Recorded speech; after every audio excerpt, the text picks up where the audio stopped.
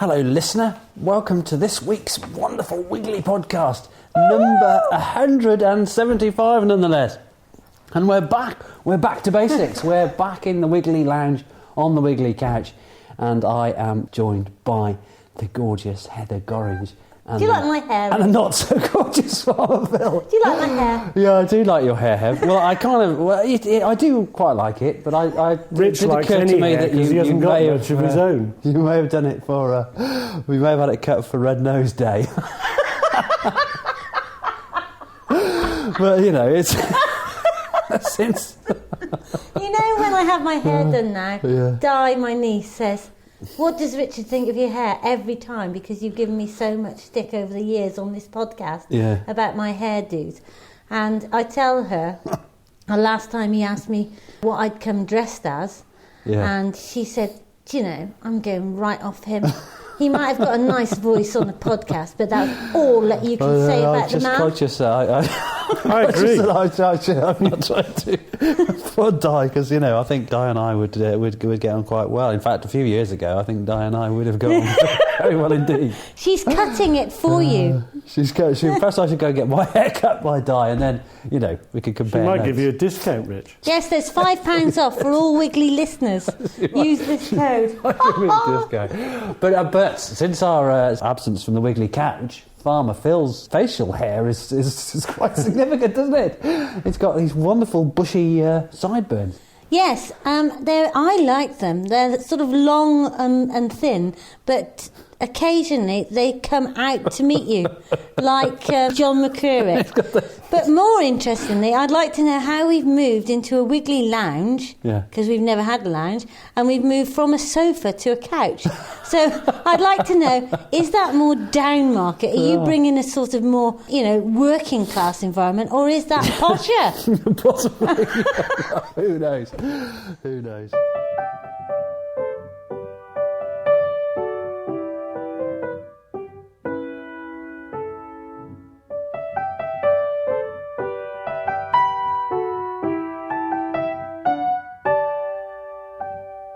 Do you want to know what's on this week's show? Yes, tell us all, Hev.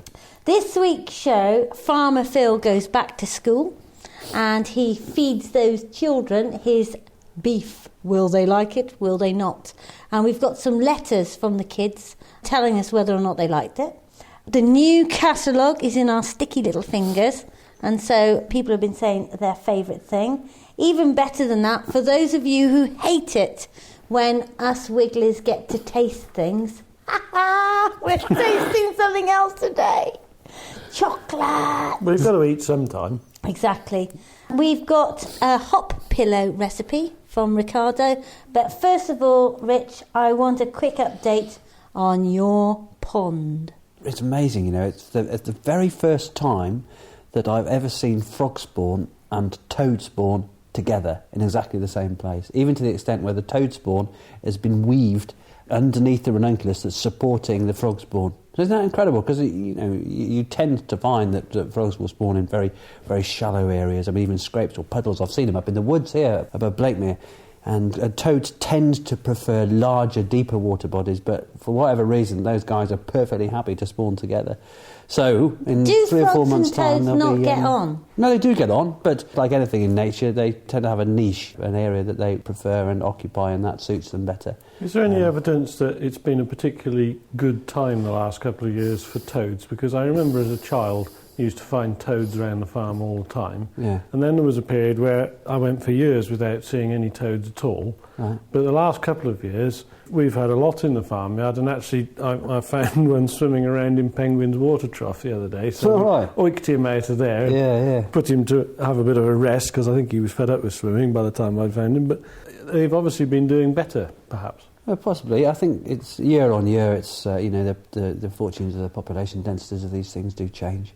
Well, anyway, the big birdwatch survey results are in. Adam Vaughan from The Guardian has done a fantastic article on it, and Rachel did a blog post, and we've got a comment from Mel, who's had long-tailed tits in her garden for the first time, and they've hit the top 10 in the results. And she says, I'm fairly sure the long-tailed tit explosion was down to your taster pack. I agree, Mel. Yeah. I never saw one on my allotment until I put out that suet feast. Now they line up when they see me coming. Off to check out the results now.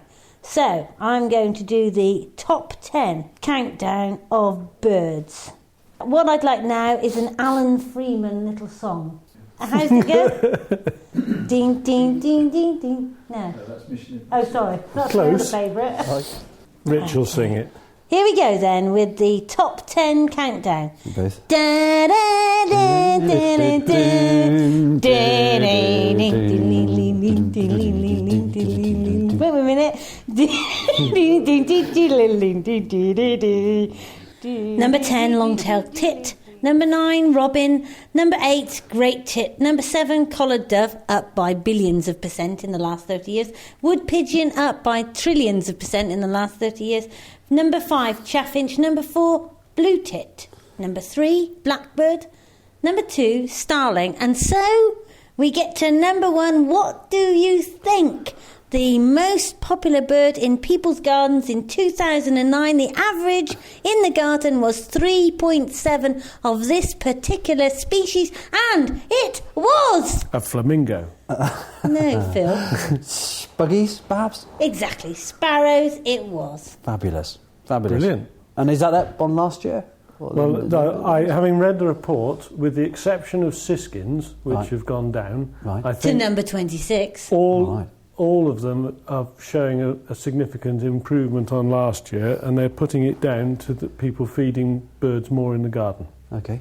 And so that does show that you can make a difference. But the main difference is the long-tailed tit, which we know we've already seen in our garden, and that is up by 88% from last year's count. And it's all due to our taster packs. Only joking. It was, little Rachel Harries came over to mine to pick up the pop-up for a gig she was doing for the Gaia Partnership in Hereford last week, and we walked up, so I tried to show her around, so we walked up the top of the field, and we sat on the bench at the top of the field enjoying the views of Herefordshire, and I could hear long-tailed tits just cursing behind, there's a tall hedge behind, and I looked round, and sure enough, there's a long-tailed tit in there with a big chunky feather in her mouth. I looked up, moved around, and there it was, the most perfect little domed nest ensconced in a real thick blackthorn hedge, and it's great to see, and early for them to nest as well, because we're kind of just into the middle of March. What do they make their nest out of? What's it like? Yeah, well, their nest is amazing because they stitch loads of moss and lichen together with cobwebs and spit. It's a feat of engineering, really, and no less an amazing feat is the way that they line the nest with thousands, quite literally thousands of feathers. And I think when people have sort of taken the nests apart in the past, they've found in excess of 10,000 feathers in a nest. Really? How many trips? Well, 10,000 evidently. Industrious little devil. Yeah. And they quite literally make this most amazing place to grow up. If you're a baby long-tailed tit, then you have the best start in life, certainly. So would they use a box to nest in? No, they don't use boxes. Long-tailed tits tend to like tall hedges and very dense. Is that because their tails would reach the ground otherwise? Yeah, possibly, I'm not sure. But that's the kind of place that they like to nest in. I mean, I found their nests in wild dog rose thickets. But yeah, fabulous to see those. I wonder if their numbers are up because people have planted more trees and hedges then as well. It could be, and I think possibly we've reached perhaps an equilibrium now where a lot of songbird populations, obviously the populations fluctuate year on year, certainly depending on how wet the summers are, how cold the winters are, things like that. But generally, most of us tend to sort of look towards feeding the birds, or a lot of us look towards feeding the birds. So a lot of those populations are being supported now through our efforts. And yeah, the days have gone where lots of hedgerows are being grubbed, and gardeners are looking at being more sympathetic to wildlife and realising the significance of providing opportunities for other animals to enrich their spaces. Certainly, I think we've got to that point now, where we're at a plateau. So actually, I think things will improve even to a greater extent from here. We're planting another hedge, Rich. Good. Onward! We have to have a weekly fact on wiggliness by Monty and a quick congratulations must go to him because here we hand over to the proud father.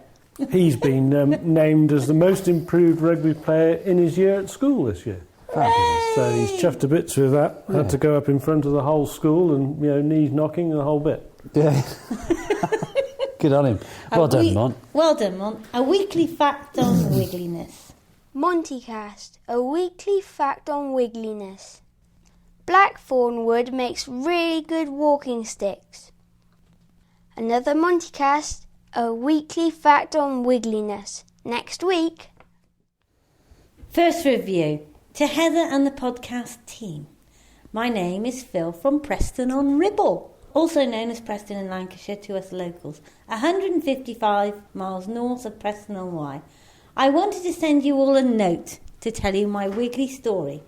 While searching for wildlife-related podcasts on iTunes, I found the Wiggly Podcast and downloaded it. Immediately after listening to these podcasts, I developed a weekly craving for the most compelling, entertaining and unpredictable podcast on iTunes. Although initially interested in the wildlife and gardening aspect of your podcast, I'm now an avid listener of the wider farming and environmental features, discussions and heated debates. That's a nice way of putting it, Phil. I subsequently found the archive section of your website and I've downloaded 150 previous podcast episodes, which you might have guessed took some time. Over the past week, starting at episode 1, I have listened to every podcast. Good Lord, that's some sort of achievement. I have listened to 88 hours, 2 minutes and 41 seconds of all 173 podcasts and videos. I'm now up to date. Your cunning plan of obtaining a new Wiggly customer has also worked. Yes! As I recently felt obliged to make a few purchases. The Wiggly Bringing a Garden to Life book was extremely informative, and my robins, dunnocks, blackbirds and magpies all say thanks for the mealworms. A massive thanks to you all. Hilarious Heather for your humour and tactful authority. Farmer Phil for your calm, knowledgeable and interesting farming insights. Frugal Fishborn for your excellent reviews and reports. Monty for your fascinating facts. And not forgetting Michael for your often unnoticed hard work. All the best. P.S. Farmer Phil is definitely the winner when it comes to delivering constructive and well-substantiated discussion points. Pick the bones out of that. It says, keep trying, Ricardo. Yeah, he did so well. He did so well there, but obviously he has no idea what he's talking about. New catalogue's out. What is your favourite thing in the new catalogue, Ricardo?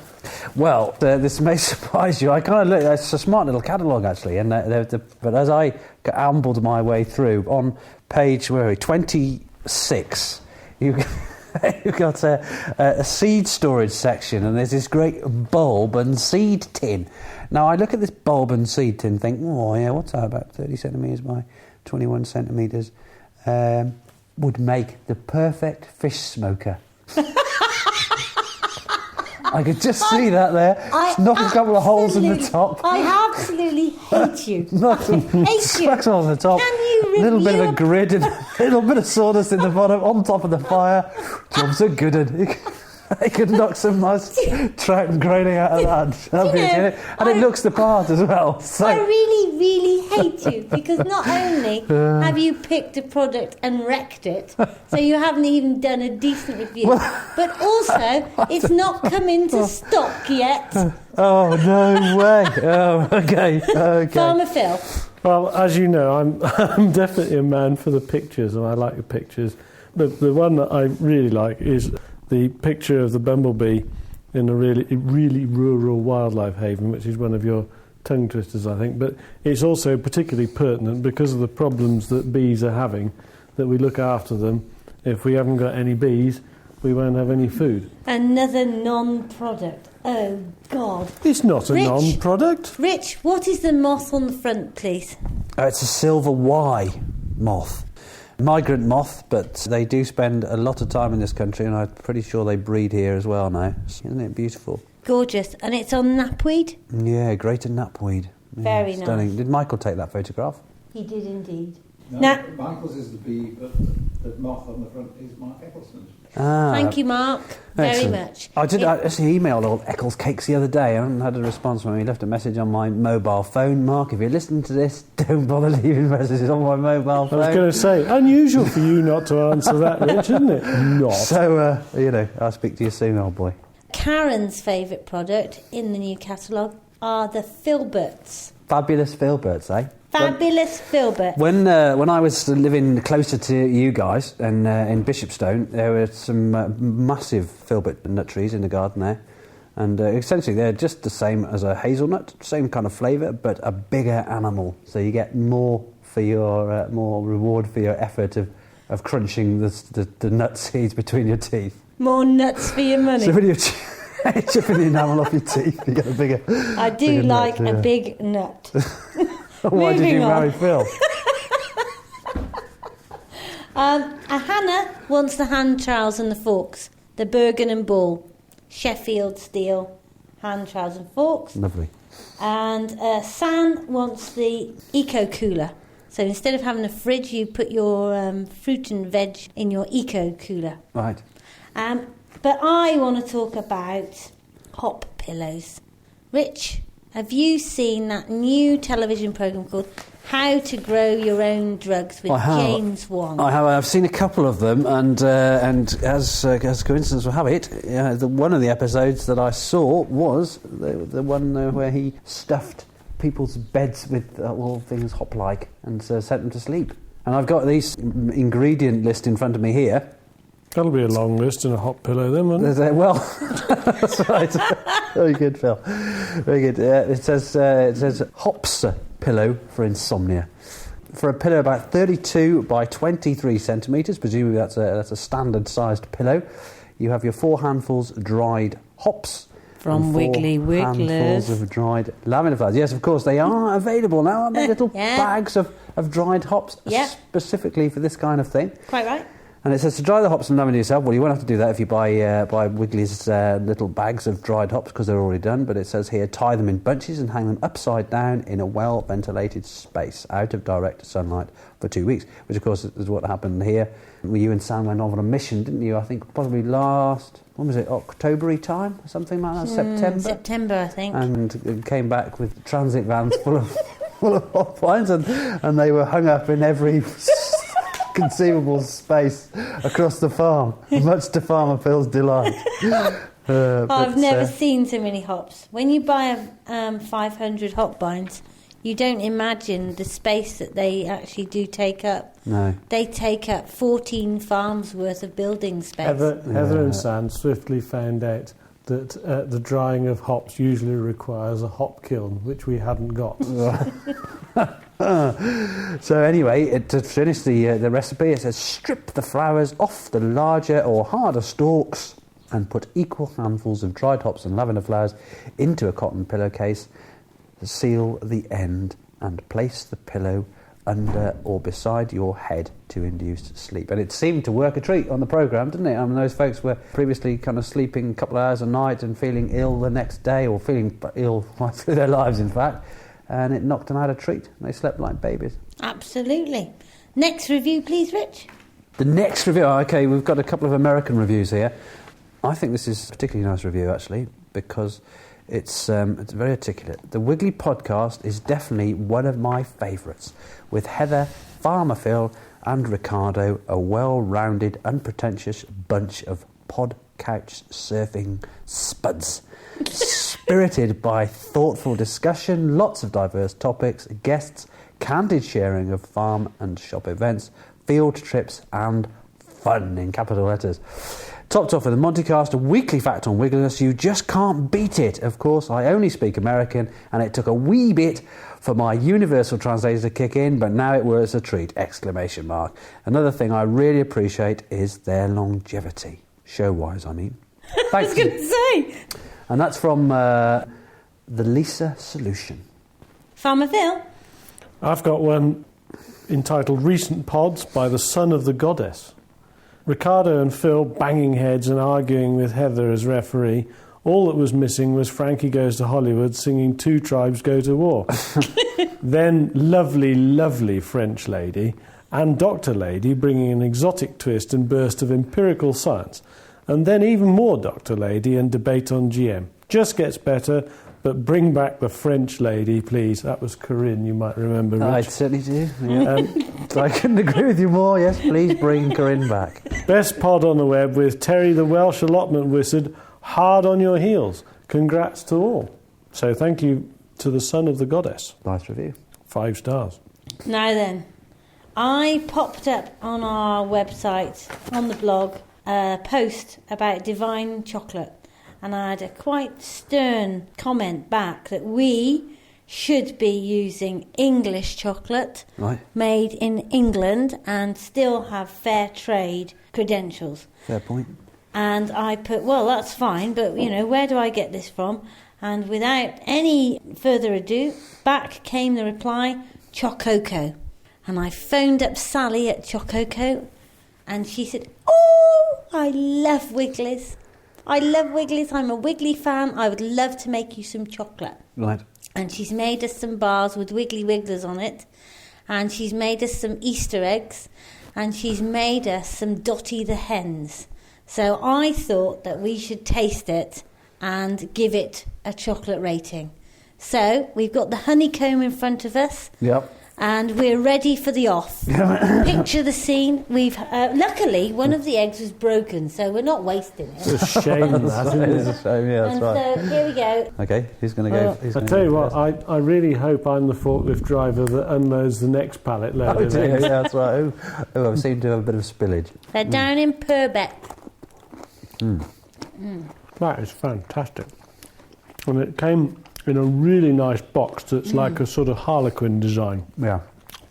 And It looks the part. Oh, thanks, Ev. What was the thing I looked at this morning that had Wiggly Wigglers written on it? What's product do you call that? It's a daisy bar Daisy with bar, Wiggly right. Wigglers written on it. That really looked pretty cool. And presumably, if it tastes as good as this, then not only will it look the part, but it will be a real feast as well. That is just a jolly job, isn't it? So anyway, going to put up a special chocolate offer on the web once we've had a chance to photo. And obviously fully taste the items. We don't want to pop them up without trying them adequately. So hopefully there'll be a little bit left for you, dear listener, to get a deal on. Something special is going to happen on the web with Chococo chocolate. Yeah, it's worth feasting, that's a sure fact. Now, Rich, I want to congratulate you on your new brochure, Bugs and Beasties. I knew brochure. Have I brought it up? I haven't showed Michael yet, have I? Well, if you're mentioning it, Hev, then you know I need to take a leaf out of your book. Unfortunately, I had another one to hand because you have taught me everything I know. So it's an interesting one, isn't it? That is the first flyer of Richie's new business, or at least an arm of his new business. So I kind of thought I should show Hev, because Hev was kind enough to advise on the bits and bobs, and when I sent her and I gave you a draft, quote. and you wrote some rather lovely things. I put, on the back. Richard is Wiggly's knowledge hub. He's a sort of David Attenborough meets Bob the Builder. Which I thought was very good, very funny. Yeah, and Probably best I don't comment, really. But this is great. So you're going to be designing school gardens for wildlife play and learning. Yeah. So your normal thing, but more. Yes, I think so. And recently I've looked at designing the whole of the school grounds rather than just addressing An specific holistic areas. approach. So, yeah. And that absolutely. picture on the back, Rich. Yeah. Are your eyes really that blue? Not exactly, no. No, dear. Daniele, the ace guy who designed that for me, said, Richard, your customer base is going to be mostly female. I just want to make your eyes a little bit bluer. Do a little work on you, was it, Rich? That's right. Yeah, a bit of airbrushing on the eye front. Well, on the news this morning, the Brazilian Prime Minister or President, I forget which, blamed the credit crisis on all white people with blue eyes. Really? Apparently. That's an interesting one. Okay. So, well, brace yourself. Well, that's there you you are. two then. Yeah. Luckily, I've got green eyes, so that's fine. Michael? Blue. Oh, it's all your fault. Yeah, that's excellent. Anyway, Farmer Phil, as you know, has killed the first beast from Lower Blakemere, and off he went to the school to give the school kids their first meal with Lower Blakemere beef. Let's go and find out how he got on. Right, so here we go. We're in the dining room in Kingston Primary School. Yeah. And there are how many of you? 6, 7 of you with roast beef and Yorkshire pud. What do you reckon? It's not. Lush. Now, it looks and smells absolutely fantastic, but the real test of the job is it as good as Mum's at home? No. Close. No. Close. Not close enough. Well, that's fair enough. I can live with that. So I think that's great that you like that. And we've all got the beef's all going first.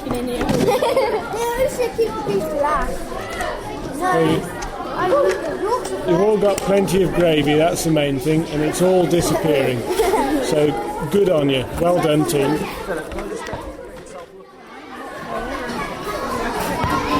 So it looks as if that all went down very well, but you've left your cauliflower. It didn't taste very nice. Oh dear, but the beef was alright, was it? That's good. What do you think about having beef that was reared locally in the fields next door to the school? Well, I actually feel that it tastes nicer. Is that because you know where it's come from, or does that matter to you? Well, yeah. That's good. Because I think it matters to me as well, and I'm glad you've enjoyed it. So I gather you're going to do a bit of a project on this, are you all? Yeah, for our school newspaper. Yeah. So that you'll do a bit of a report on it. So for your report, this was the father of this animal was an Aberdeen Angus, so a Scottish black breed. We've got the reporter's notebook out now, and we're going to write shorthand, I trust. So it's an Aberdeen Angus cross heifer. Heifer, which means that it was a female animal, is Heifer. Thank you. Alright? And that she was 2 years old. That's the other important bit. 2 years old.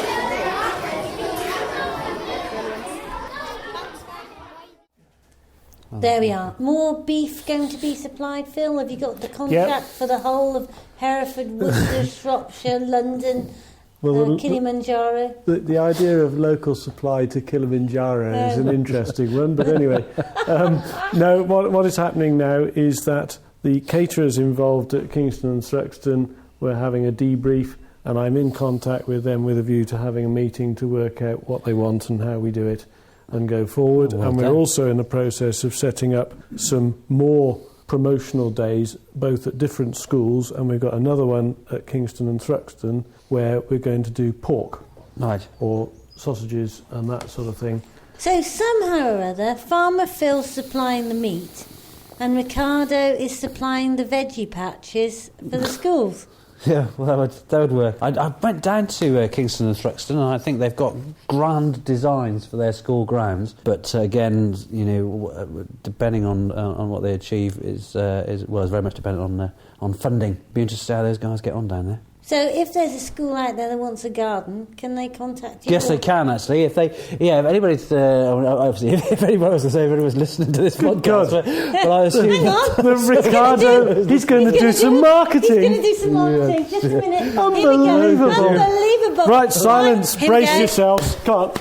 I'm waiting for this. Right. Ready, steady, go. Okay, well, if anybody would like to talk about developing their school grounds, Yes. incorporating places for nature and play and learning, and incorporating features like edible playgrounds and ponds, but some hard landscaping as well, if they so choose, then they nearly can being succinct. Yes. contact me. In fact, you're more than welcome to, because of my close affiliation with Wiggly's, Richard at wigglyWigglers.co.uk. That's absolutely fine. Alternatively, I have another email address which is actually listed on the flyer, which is rfishbourne@tiscali.co.uk.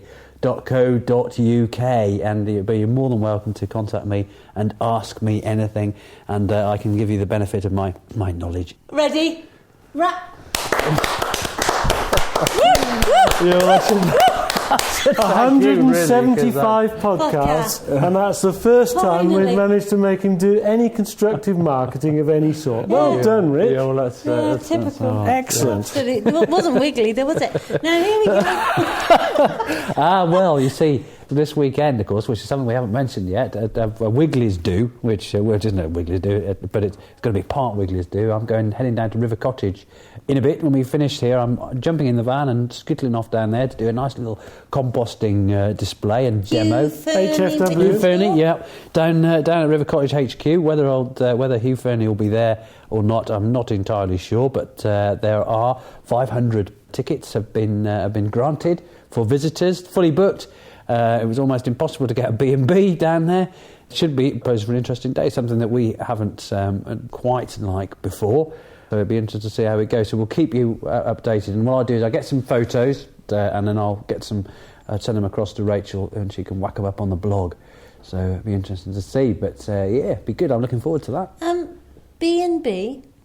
B&B, yeah. Unfortunately, because all the... in the back of the van, I thought. Because all the inexpensive B&Bs had already been booked up. I can only stay in a really luxurious palatial. I don't know, not really, Ev. You know how I think of you and your budgets for such things. So excellent. So you're in the tent. Now here we are. Yeah. Let's have a read before we go from the kids at Kingston and Thruxton Primary School and what they think of the day that Farmer Phil gave the beef. Dear Farmer Phil, thank you for the lovely yummy meat on Wednesday. I ate it all. It was the best meat. I hope we have it again at school. Everyone loved it. Our topic is healthy me, and your meat is part of the topic. Yum. Kind regards, love, Ellie. Oh, I've got one. Dear Farmer Phil, thank you for your delicious free meat that you kindly gave to us. You are very kind. I wish I could have it again. Our topic is healthy body parts. Your beef is healthy food.